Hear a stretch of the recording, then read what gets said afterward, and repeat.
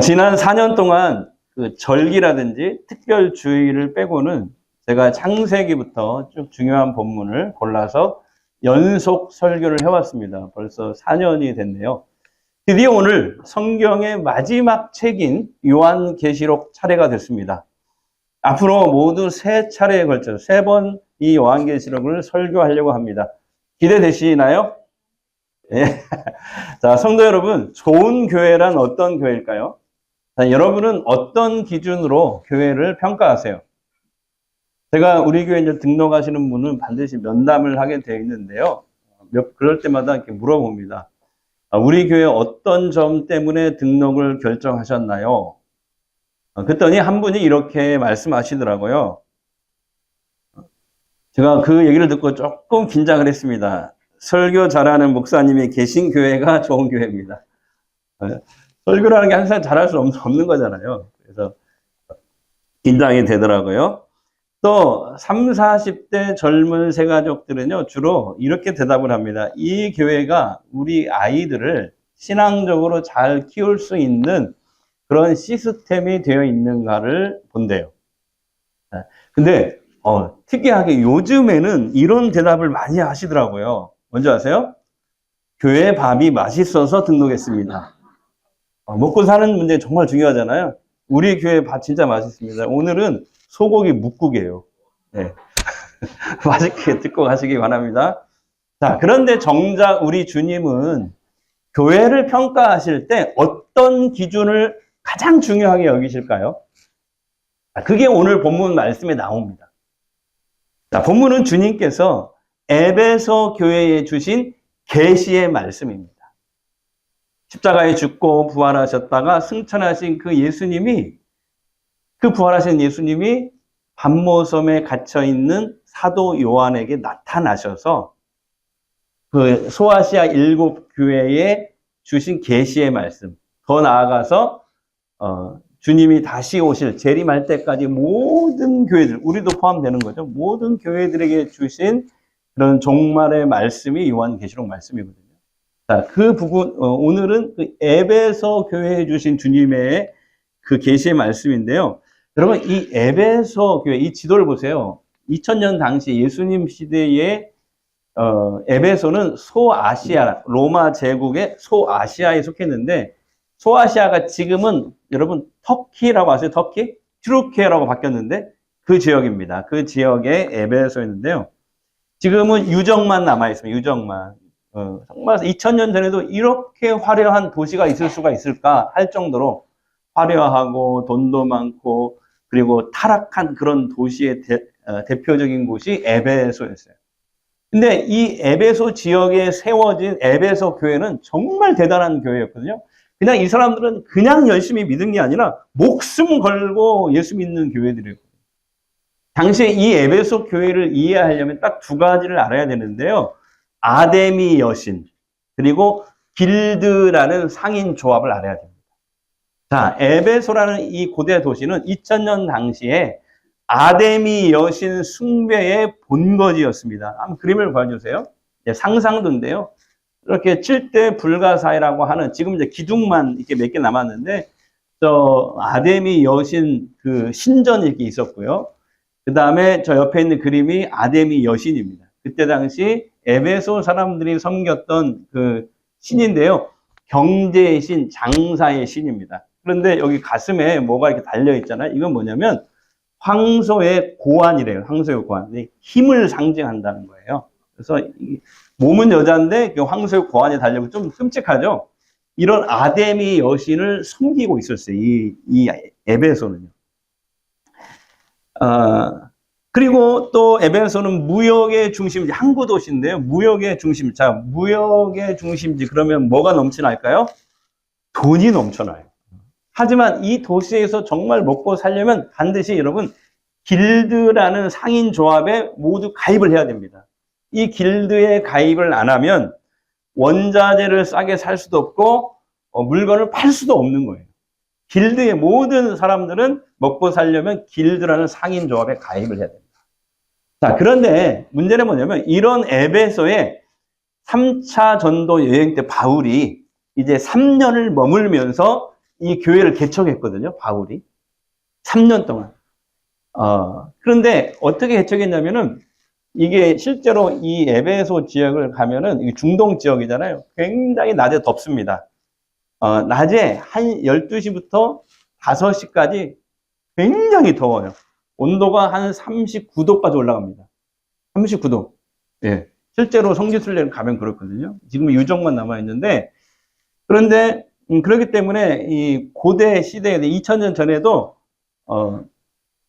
시스타라는 그런 제도가 있었는데, 모든 관공서, 그 다음에 장사하는 사람들이 1시에서 4시까지는 무조건 그냥 쉬는 거, 오침을 하는 거예요. 다 쉬어요, 관공서는. 너무 더우니까.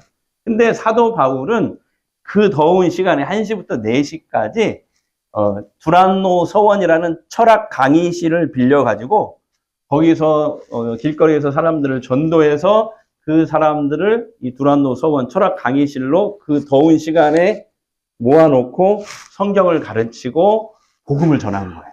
그렇게 해서 생긴 것이 에베소 교회입니다. 예. 그래서 이렇게 이제 3년 동안 에베소 사람들이 예수를 믿고 나니까 교인들은 저 아데미 여신상이 우상이었다는 걸 알게 돼요. 그래서 이 아데미 여신에게 더 이상 제사를 하거나 그 제사 음식을 먹을 수가 없어요. 그것은 하나님께 우상 숭배하는 일이니까요. 자, 그런데 여기서 이 에베소라는 도시에서 먹고 살려면 길드라는 상인 조합 모임에 정기적으로 참여해야 되는데, 그게 뭐냐면, 그 모임이 뭐냐면, 이 아데미 여신에게 제사를 드리고, 뭐 일주일에 한 번씩 드렸다고 그래요. 그리고 그 제사 음식을 나눠 먹는 그런 거거든요. 하지만 그것은 기독교인들에게 우상 숭배였고, 하나님께 죄 짓는 일이었으니까, 교인들은 이제 은혜를 받고 나서는, 구원을 받고 나서는 여기에 갈 수가 없는 거예요. 자, 그러면 어떻게 될까요? 길드에서 쫓겨날 수밖에 없어요.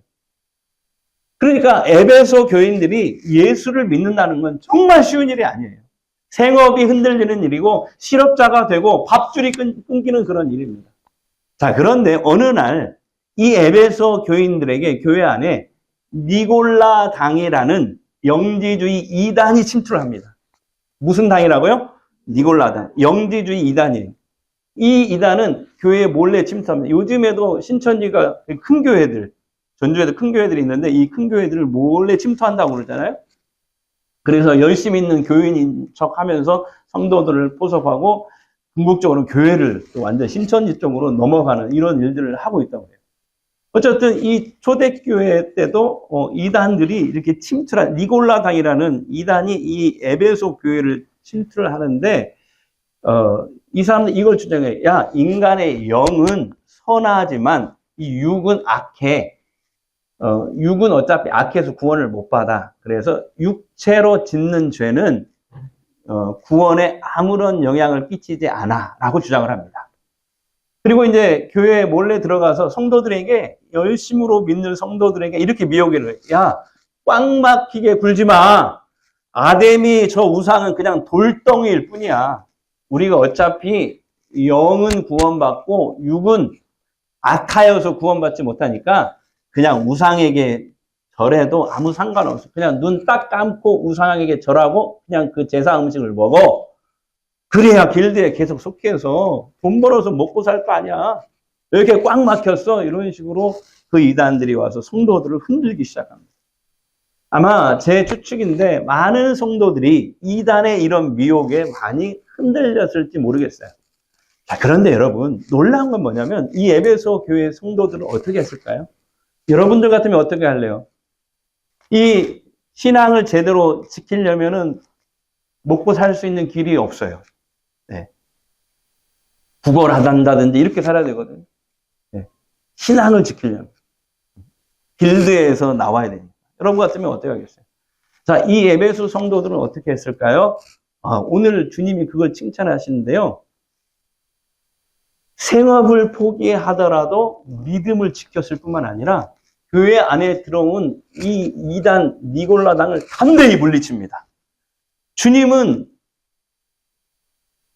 그것을 칭찬하세요. 자, 2절과 3절 한번 보겠습니다. 시작. 내가 내 행위와 수고와 내 인내를 알고 또 악한 자들, 그 니골라당 악한 자들을 용납하지 아니한 것과 자칭 사도라 하되 아닌 자들을 시험하여 그의 거짓된 것을 네가 드러낸 것과 또 네가 참고 내 이름 예수 이름을 위하여 견디고.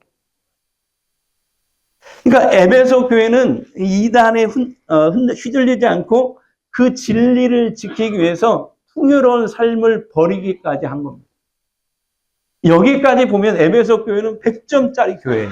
그런데 오늘 본문을 또 자세히 읽어보면은 주님은 곧바로 크게 책망을 하셔요. 왜 책망을 하실까요? 자, 4절 보세요. 4절. 자, 시작. 그러나 너를 책망할 것이 있나니 너의 처음 사랑을 버렸느냐. 첫사랑을 버렸다는 거예요. 사랑이 식었다는 거예요. 자, 무슨 말씀입니까? 에베소 교회는 이단과 싸우느라고 진리를 지키게 하느라 경계하고 조심하고 많은 애를 쓰는 건 좋았어요. 믿음을 지키고 이단들을 물리치고. 그러다 보니까 교리는 지켰는데 가짜를 색출해내느라 눈에 살기가 등등해진 거예요. 그래서 교회 안에 들어온 사람들도 서로 이렇게 의심하는 거예요. 너 니골라당 아니야? 너 왜 그런 식으로 말해? 왜 그런 식으로 행동하지? 의심스럽네? 너 니골라당 아니야? 이렇게 되는 거죠. 그러니까 에베소 교회는 진리를 분별하느라 많이 예민해진 거예요. 그러다가 사랑이 점점 식어져서 급기야는 서로 정죄하는 데까지 나아간 거예요. 교회의 사랑이 식은 이것이 우리 예수님이 보신 에베소 교회의 가장 큰 문제점이었다는 거예요. 성도 여러분, 오늘 우리들의 모습은 어떻습니까? 한국 교회는 에베소 교회처럼 정말 열심과 열정으로 예수 믿는 그런 교회들 아닙니까? 크나 작으나 전도, 선교, 봉사, 헌금 생활, 성경 공부, 제자 훈련 등등 세계 어느 교회보다 활발하고 열정적인 교회가 한국 교회예요. 이 세상에 수많은 교회가 있는데요. 오직 새벽에 일어나서 기도하는 교회는 한국 사람들밖에 없대요. 할렐루야. 예. 자, 그런데 문제는 뭐냐면 이렇게 열심히 믿고 열정적으로 에베소 교회처럼 믿는데 지나치게 예민해지고 한쪽으로 치우치는 경향이 있다는 거예요. 특히 어떤 사람들이 그러냐면 교회 안에서 기도 많이 하고 봉사 열심히 하고 또 성경 공부 많이 하는 사람들에게 이런 증상이 나타나기 쉽다는 거예요. 날카로워지고요. 그래서 다른 사람을 판단하기 시작해요. 나는 이렇게 지금 교회에서 열심히 하는데 왜 너는 안 하지? 눈에 거슬리는 사람들이 보이기 시작해요. 열심히 교회 봉사나 사역을 하고 성경 공부를 하다 보면 이것을 자기도 모르게 영적 우월주의에 빠질 수 있다는 거예요. 자, 한번 따라해 볼까요? 영적 우월주의. 자, 설교는 듣고 계시죠? 예, 잘 들으셔야 돼요. 네, 그러다가 교회가 점점 사랑이 식어가는 거예요. 분위기가 가라앉고 누가 뭐 조금만 잘못하면 막 살벌해집니다. 여러분 혹시 교회 부서 회의에서 내 의견을 관철시키려다가 다른 집사님이나 권사님 마음에 못 박은 적 혹시 없으신가요? 그러나 주님은요, 우리에게 사랑이 빠진 사역이나 사랑이 빠진 교회 봉사는 아무 의미가 없다라고 말씀하십니다. 고린도전서 13장 2절 큰 소리로 읽겠습니다. 시작. 내가 예언하는 능력이 있어 모든 비밀과 모든 지식을 알고 또 산을 옮길 만한 모든 믿음이 있을지라도 뭐가 없으면? 사랑이 없으면 내가 아무것도 아니에요. 이런 상황을 빗댄 재미있는 이야기를 지지난주에 우리 교회 한 성도에게 제가 들었거든요. 네. 어떤 그분이 남편인데 남편이 자기 아내와 막 싸우다가 집에서 싸우다가 논리 정연하게 막 따졌대요, 남편이. 아니, 팩트는 이거고 증거는 여기 이렇게 있잖아. 당신 말이 안 맞잖아, 앞뒤가.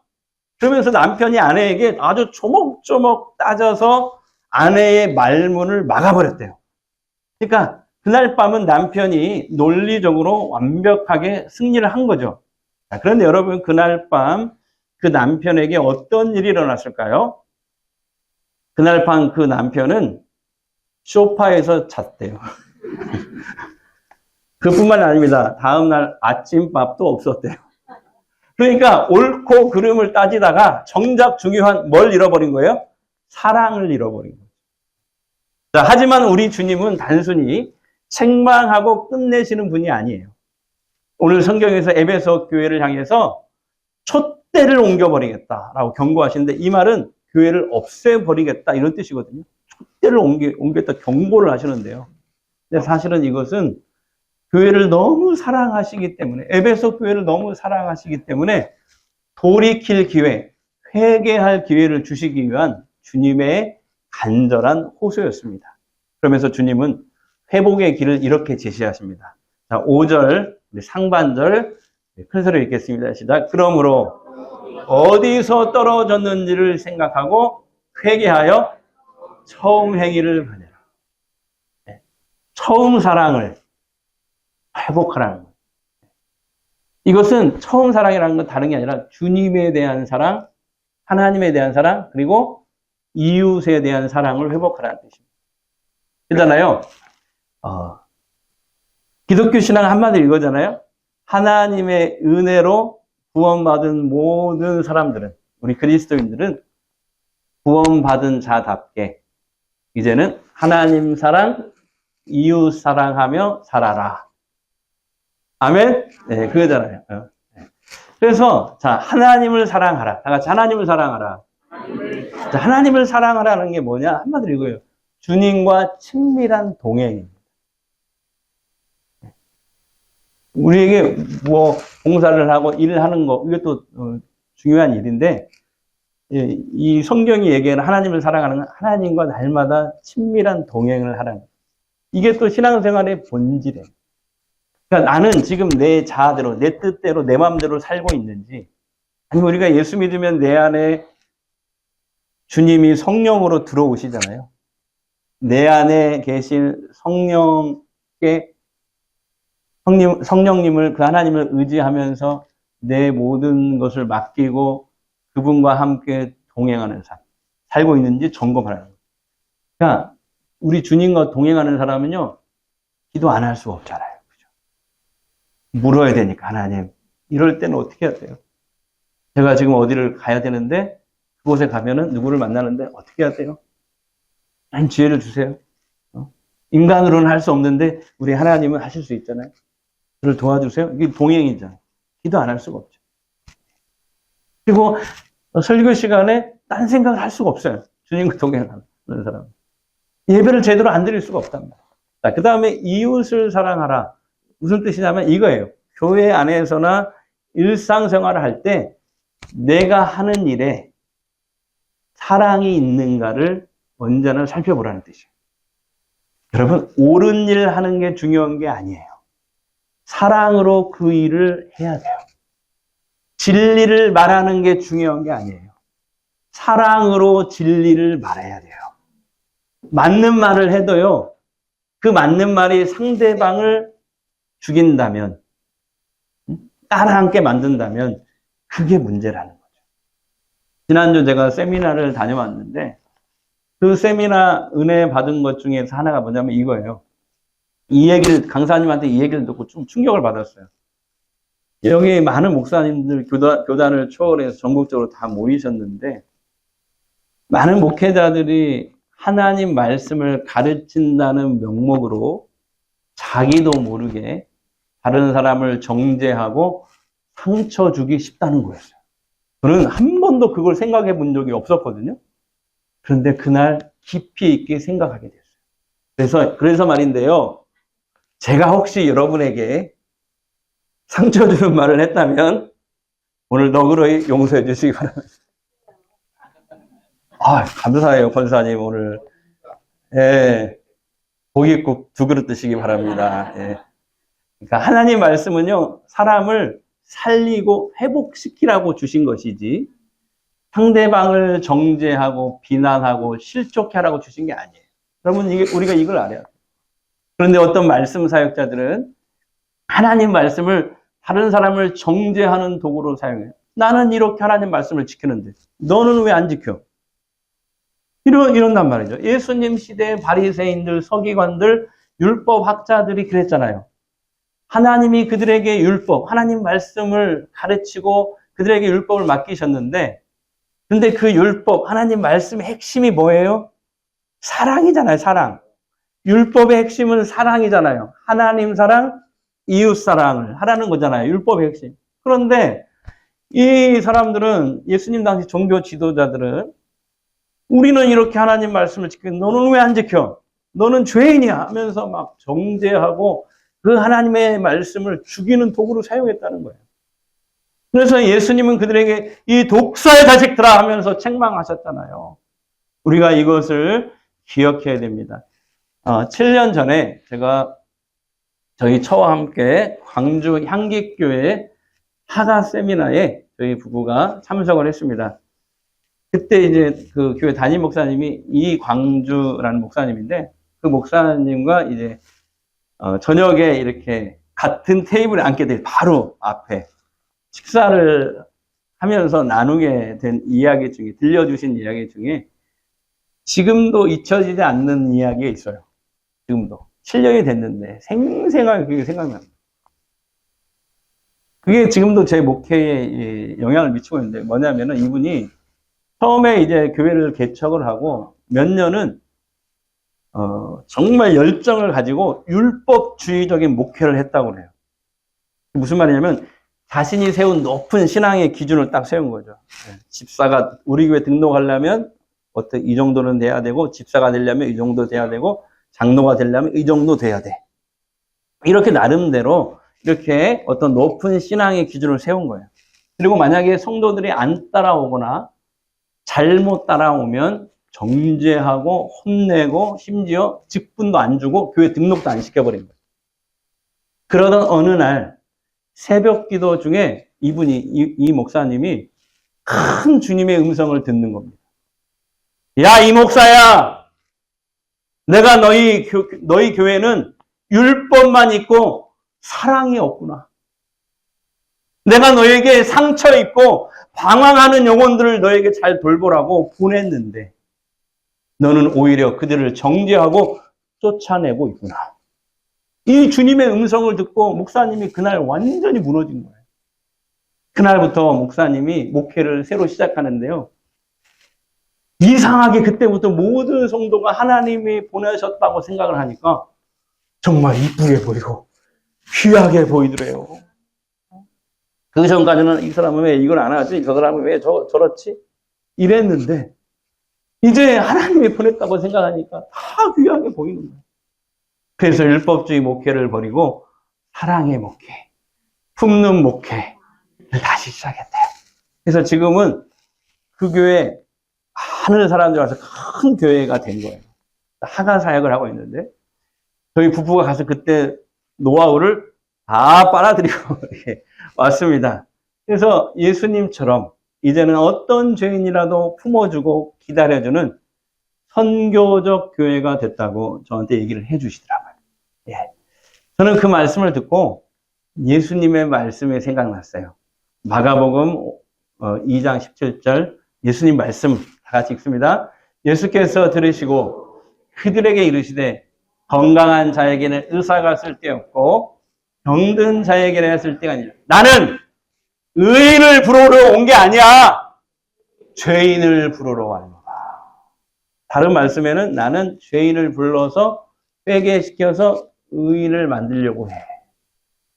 의인을 부르러 온 것이 아니라 주님은 죄인을 부르러.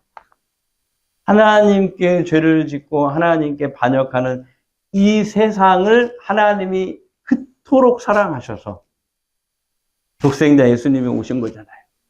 그들의 죄를 다 짊어지고 대신 죽으려고. 나는 의인을 부르러 온 것이 아니라 죄인을 부르러 왔다. 그렇습니다. 여러분, 하나님 말씀도 사랑으로 전해야 돼요. 이건 저한테 하는 얘기인데요. 목회도 사랑으로 해야 돼요. 당신은 왜 이 말씀대로 행하지 않느냐? 뭐 비난하기보다는 인내하고 기다려주고 용납하는 그 사랑이 우리 교회 안에 가득 차기를 주의 이름으로 축복합니다. 우리 교회 어느 청년이 일 때문에 타지에서 교회를 이제 다니다가 간만에 본가로 돌아왔어요. 근데 이제 부목사님하고 이렇게 식사를 하면서 이런 말을 했다고 그래요. 목사님, 제가 다니는 교회는 큰 교회입니다. 네. 우리처럼 구도심에서 신도시로 이전해서 교회를 지어서 사람들이 많이 오고 있어요. 그래서 막 급성장하는 교회래요. 그 지역에. 자기가 그 교회를 다니는데, 그래서 큰 교회여서 조직적으로 완벽하게 돌아가거든요. 그런데요, 그 교회 갈 때마다 저는 그런 생각이 들어요. 하나님이 이 안에 계시는지 의문이 들 때가 많아요. 여러분, 그러니까 이 청년은 지금 그 교회가 신도시로 옮겨서 건축해서 화려하고 크고 좋고 세신자가 늘어나는 그런 교회지만 교회에 가장 중요한 뭐가 빠져 있다는 거예요? 사랑이 빠져 있다는 얘기를 하는 거예요. 그래서 교역자 하브르타 시간에 지난 금요일에 그 얘기를 하시더라고요, 부목사님이. 그래서 제가 교역자들한테 물어봤어요. 그러면 우리 전주 성광교회의 사랑의 온도는 어떨까? 그거에 대해서 생각해보는 시간을 가졌어요. 여러분은 어떻게 생각하세요? 밥 3그릇 드시기 바랍니다. 그래서 우리가 내린 결론이 이거예요. 사랑이 없는 사역이 얼마나 교회를 공허하게 만들고 위험하게 만드는지 다시 한번 깨닫게 되었습니다. 그리고 또 한 가지, 하나만 더 얘기할게요. 지난번 솔라티 차 구입할 때 에피소드예요. 솔라티 뭔지 아시죠? 우리 어르신들 타고 오는 그 좋은 차. 아, 좋다 그러셨다면서요. 근데 일부의 어떤 권사님은 우리 교회 연예인이 오셨어요? 그렇게 얘기해서 연예인 차처럼 보이잖아요. 어쨌든 그 차량을 구입하는 과정에서 우리 막 원사님 친구이신 딜러분에게 부탁을 드렸거든요. 그런데 막 원사님이 보이지 않는 압박을 했어요. 그래가지고 그분은 막 원사님 친구라는 이유로 놀라지 마세요. 시세보다 약 1,000만 원이나 할인을 해줬어요. 참 고맙죠? 근데 알고 봤더니 자신이 받을 이익을 다 포기한 거였어요. 그런데 그렇게 했는데도 그 과정에서 그 딜러의 작은 실수가 있었어요. 그래서 교회에서 120만 원을 더 추가로 입금해야 될 상황이 발생한 거예요. 그때 어쨌든 그 딜러가 실수를 했으니까 교회는 화를 내고 어떻게 이럴 수 있냐 하면서 계약을 포기하거나 아니면 그냥 조용히 손해를 감수하고 120만 원을 더 입금해야 되는 상황이 온 것입니다. 자, 여러분 같으면 어떻게 하실래요? 막 화를 내고 이럴 수 있냐고. 처음에 얘기한 거 틀리잖아. 막 그러면서 취소해! 막 이렇게 하실 거 아니에요? 알았어요. 하면서 좀 그렇게 하세요. 그분은 안 믿는 사람이에요. 불교신자. 저는 갈등했어요. 어떻게 해야 되나. 그래서 긴급 당회를 열었습니다. 장로님들과 상의를 했는데 우리 장로님들께서 모두 이렇게 얘기하셨어요. 우리가 손해를 보더라도 120만 원을 그냥 입금합시다. 1,000만 원도 깎아줬는데 그 정도 실수는 우리가 예수 믿는 사람들로서 너그러이 사랑을 베푸십시다. 그러시더라고요. 네. 나는 어떻게 그럴 수 있냐고 이렇게 얘기하려고 했었는데 우리 장로님도 그렇게 얘기하는 거예요. 제가 부끄러워졌어요. 그래서 그날 제가 느낀 건 뭐냐면 우리 전주 성광교회가 괜히 좋은 교회가 아니었구나. 장로님들이 이렇게 사랑과 관용이 넘치시니 좋은 교회구나. 세 사람이 아멘을 안 했어요, 지금. 자, 그런데 여러분, 며칠 뒤에 놀라운 일이 일어났어요. 그 딜러분이 다시 저한테 전화가 온 거예요. 일주일 뒤에. 자신이 현대차 본사에 항의를 했대요. 아니, 처음에 된다고 해놓고 나중에 이렇게 말을 바꾸는 게 어디 있냐고. 딜러가 막 화를 내면서 우리 교회는 입금을 한 상태예요, 지금. 항의를 현대 본사에 항의를 했어요. 그래서 여러분, 결론적으로 이거예요. 이래저래 다시 정확하게 120만 원을 다시 돌려받게 된 줄 믿습니다. 할렐루야. 결국 그 딜러분은 교회가 자신에게 이렇게 자기가 실수했는데도 관용과 사랑을 베푼 거에 감사해서 지금 한 달에 한 번 불교 신자인데도 불구하고 그런데 오면 예배보다 먹는 거에 더 관심이 있더라고요. 세 그릇 드셔요, 세 그릇.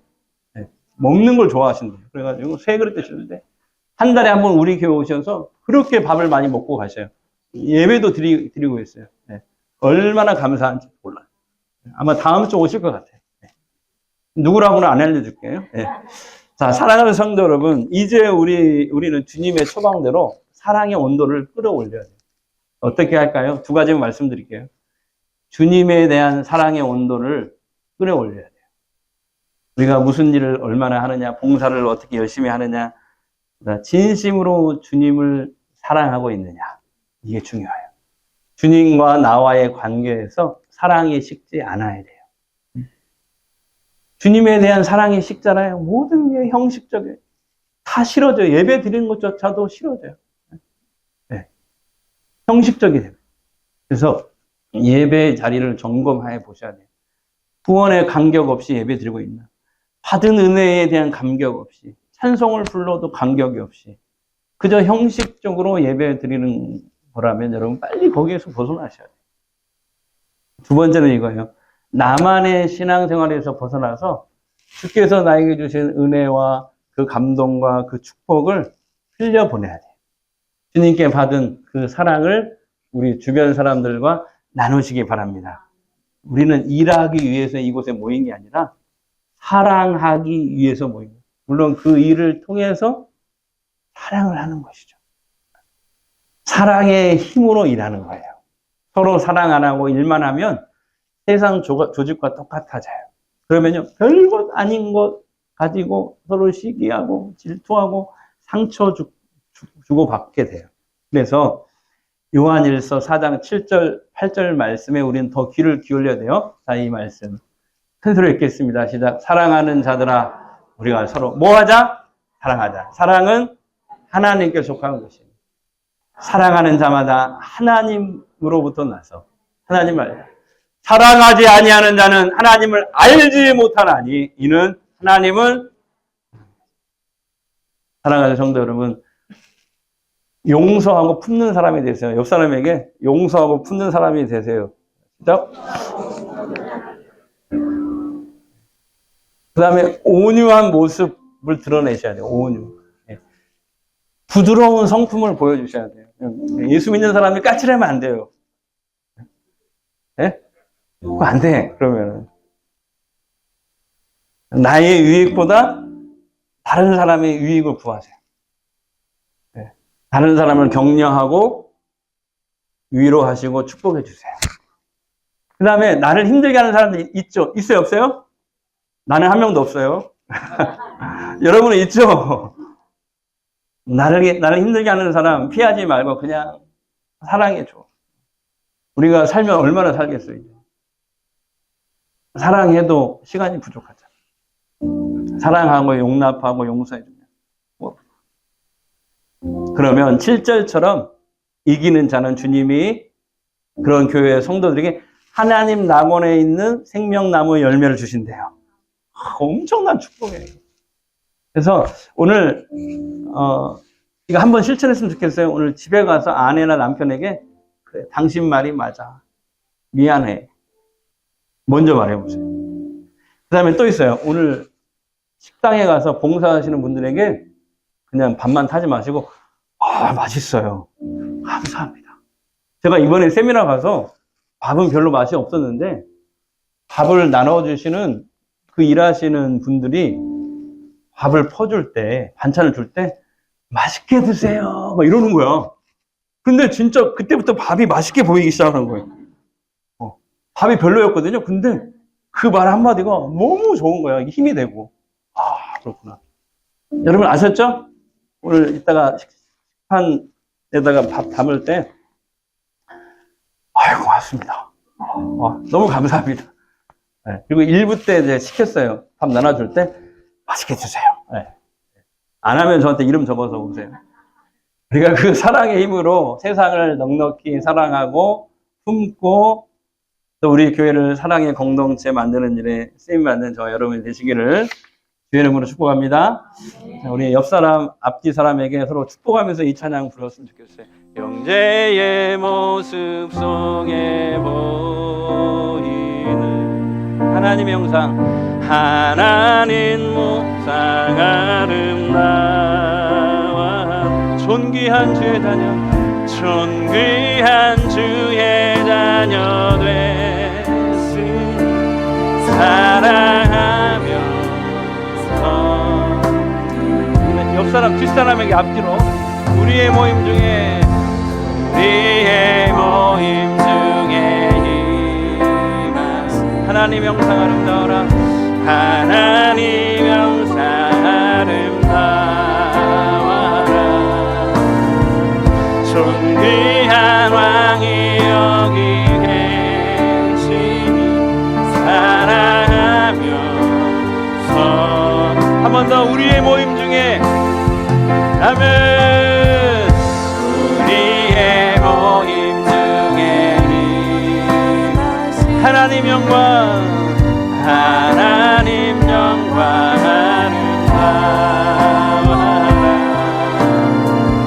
존귀한 왕이 여기 계시니 사랑하며 섬기리, 사랑하며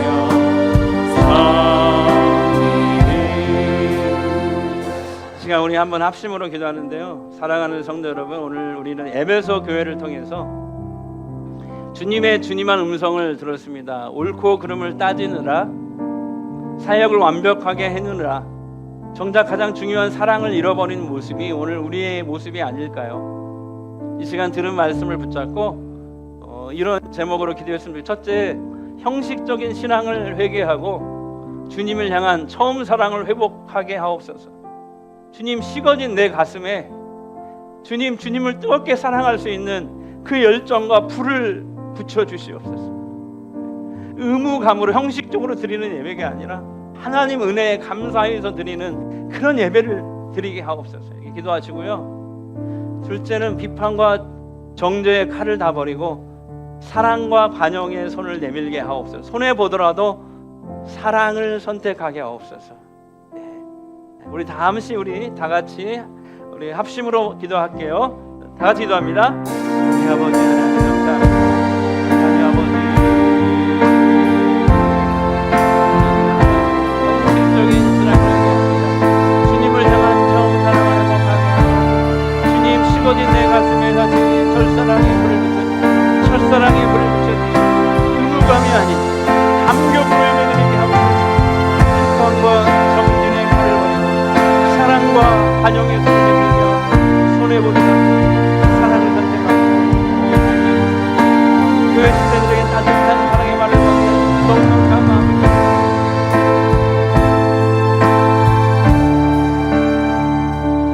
사랑의 하나님, 오늘 주신 말씀을 통해 우리가 차가워진 가슴을 확인하게 하시니 감사합니다. 우리는 그동안 에베소 교회처럼 진리를 수호한다는 명목으로 또는 교회를 더 잘 섬긴다는 핑계로 날카로운 잣대를 들이대며 서로에게 상처를 주었음을 고백합니다. 옳은 말을 해서 말싸움은 이겼을지 모르나 관계를 잃어버리고 사랑을 잃어버린, 정말 교회 가장 중요한 사랑을 잃어버린 어리석은 저희들을 용서하여 주옵소서. 주님, 이 시간 간절히 원합니다. 우리 교회가 율법으로 정죄하는 법정이 아니라 사랑으로 품어주는 우리 주님이 말한 영적 의원이 되게 하옵소서. 건강한 자에게는 의사가 필요 없다. 나는 의인을 부르러 온 것이 아니다. 죄인을 부르러 왔다 하신 주님의 말씀처럼 우리도 연약한 지체들을 기다려주고 품어주는 사랑의 그 넉넉함을 허락하여 주옵소서. 예배의 감격을 회복하여 주님을 뜨겁게 사랑하게 하시고 가정과 일터로 돌아가 미안해, 고마워 라는 따뜻한 말 한마디로 식어진 사랑의 온도를 다시 뜨겁게 올리는 한 주간이 되게 하옵소서. 이제 치유의 기도를 하겠습니다. 아픈 곳에 손을 대십시오. 마음이 힘든 분은 두 손을 가슴에 얹으십시오. 이 시간 여러분, 주님이 원하시면요, 어떤 질병이라도 치유될 줄 믿습니다. 자, 기도합니다. 주님, 아픈 내 몸과 마음을 만져주시옵소서. 회복시켜 주시옵소서. 성령의 기름을 발라주옵소서. 하나님의 살아계심을 보게 하옵소서. 모든 질병과 가난, 고통과 저주는 떠나갈지어다. 사라질지어다. 소멸될지어다.